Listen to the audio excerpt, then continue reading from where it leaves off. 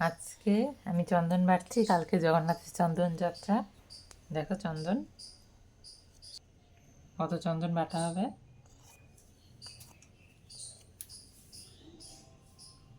21 দিন পর্যন্ত টানা চলবে চন্দন যাত্রা, তাই জন্য চন্দন বাটা হচ্ছে।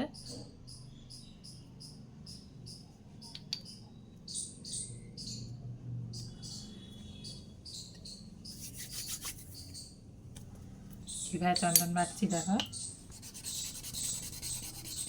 কালকে জগন্নাথে হালকা পোশাক পরানো হবে, সুন্দরভাবে সাজানো হবে ফুল দিয়ে।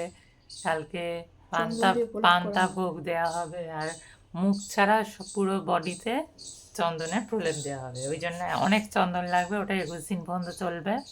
তাছাড়া আমাদের গোপালের কালকে নৌকা যে হয় চন্দনযাত্রার বাইরে, সেই চন্দনযাত্রা চলবে। তিনি নৌকায় উঠবেন, দেখা হবে কালকে। আপনারা দেখতে থাকবেন, আপনারা দেখবেন, আমাদের পরিবারের সাথে থাকবেন।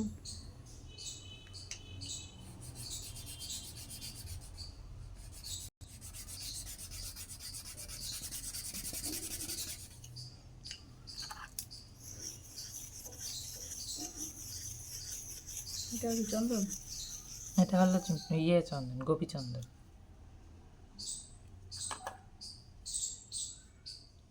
চন্দন প্রলেপটা কেন করেন?